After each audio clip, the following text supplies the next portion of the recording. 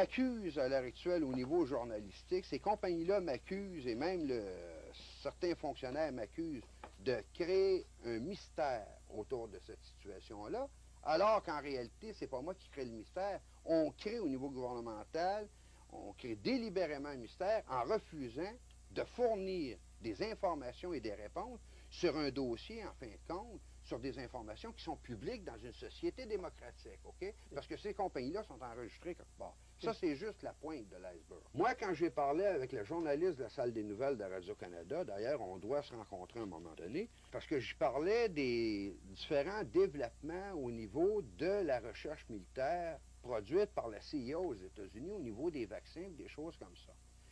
Et j'ai dit, écoutez, il ressort des enquêtes et des résultats obtenus à date qu'il est possible d'administrer un vaccin à l'intérieur duquel il semble rien y avoir en apparence et qui ne soit pas offensif pour la santé d'aucune manière.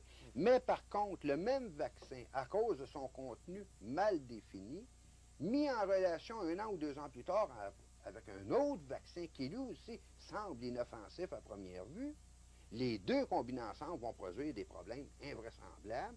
Et j'ai su dernièrement qu'il était possible, sans que ça puisse être décelé nécessairement au niveau d'analyse scientifique, il était possible de couper en deux un cristal liquide, d'en mettre une partie dans un vaccin, 1 an ou 2 ans plus tard, la deuxième partie se retrouve dans un autre vaccin. La combinaison des deux, avec les informations que je possède au niveau des cristaux liquides, permet le contrôle direct des individus via satellite, en vue d'en arriver à un moment donné à un contrôle politique absolu sur les populations.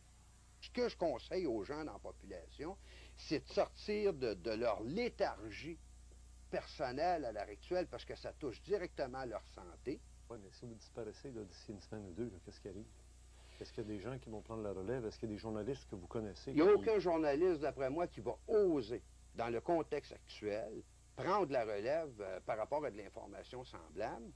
Il n'est jamais trop tard. S'il était trop tard pour quelque situation que ce soit à l'heure actuelle, ça voudrait dire, par conséquent, que ces gens-là seraient déjà en possibilité de pouvoir implanter le système et qu'ils l'auraient déjà implanté. Posons-nous la question, pourquoi ils ne l'ont pas déjà fait? C'est parce qu'il manque encore certains éléments.